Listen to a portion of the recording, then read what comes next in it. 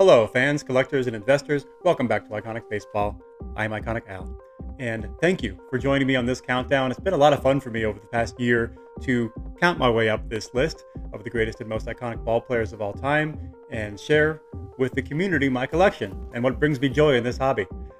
Today we are at number 62, and it is a player who is the most celebrated player in the history of the Chicago Cubs.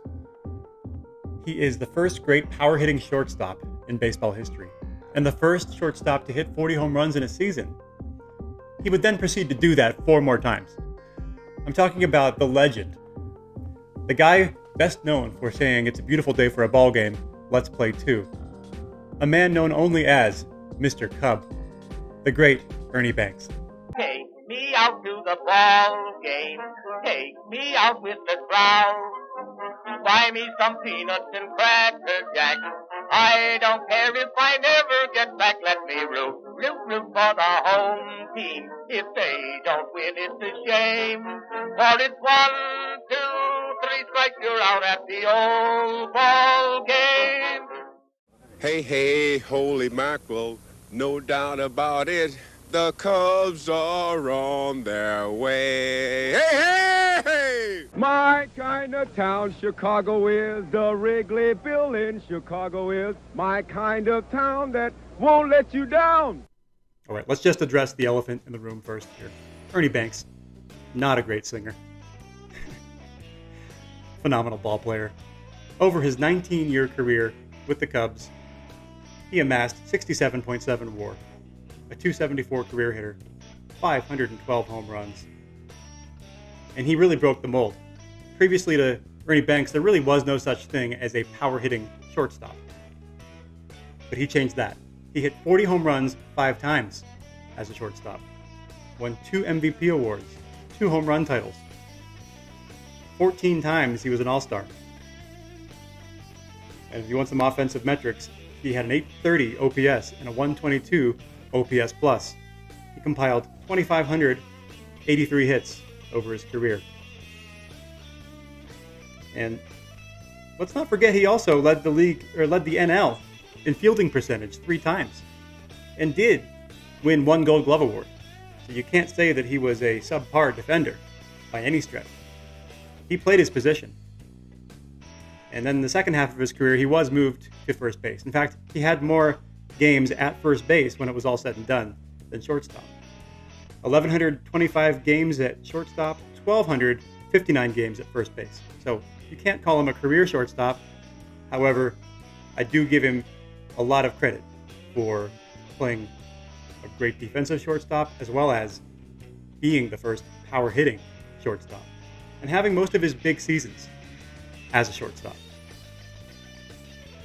Another fact about Ernie Banks that people may not know, he was the first black player to play for the Cubs. They were a little slow to integrate, to say the least.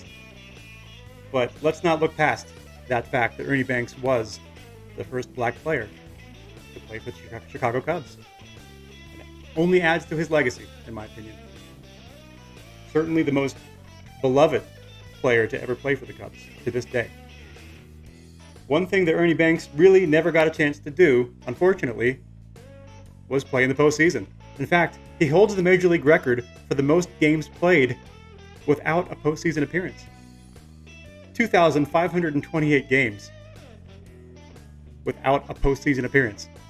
Well, I guess that's what you get for playing for the Cubs.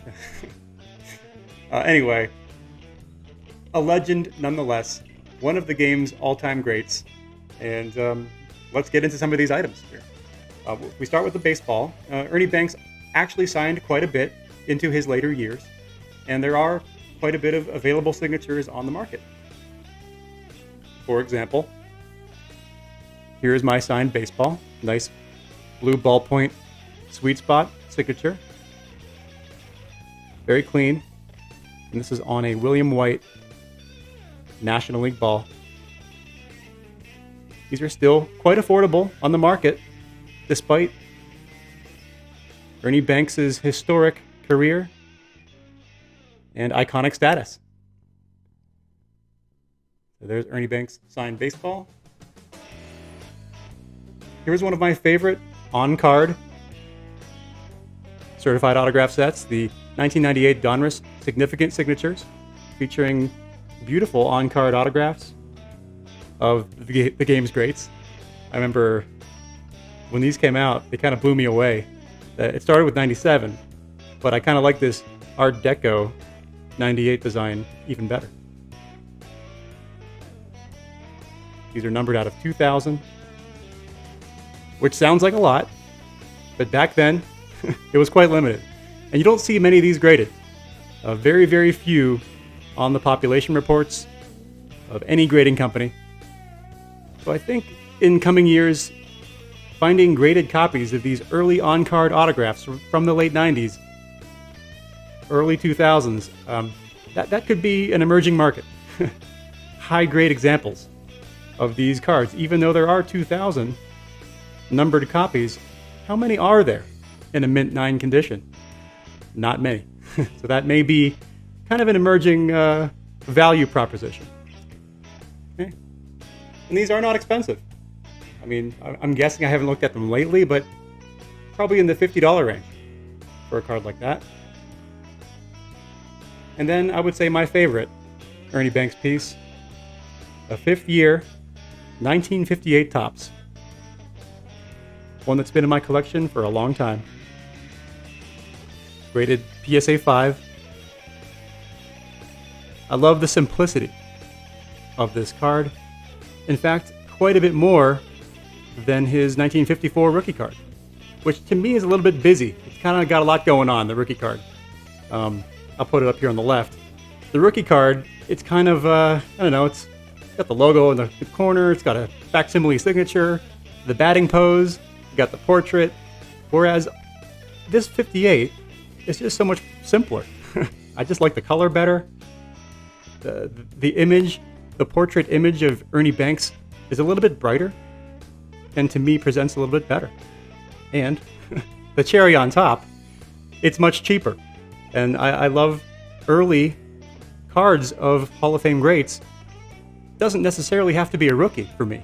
A lot of people fixate on rookie cards, and I get that. They're completist collectors that need to have the rookie card. But for me, it's a cost savings to have a nice early career vintage card.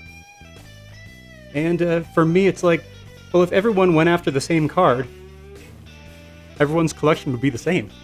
And I kind of like having different examples of different players' cards that maybe you don't see as often. And I just don't see 58 Topps Banks as much as the image, or I'm inundated with 54 Banks images all the time, because that is, the card that a lot of people target. But hey, I like this one. And it's cheap compared to the 54. Population on this card, total PSA graded, is 2,149. There are 379 in a 5, with 1,341 higher. So kind of a typical population for a late 50s Hall of Famer. So nothing crazy there. Anyway, I appreciate you joining me on this Ernie Banks video, and I encourage you to subscribe if you have not already. And until next time, everyone, keep collecting and stay iconic.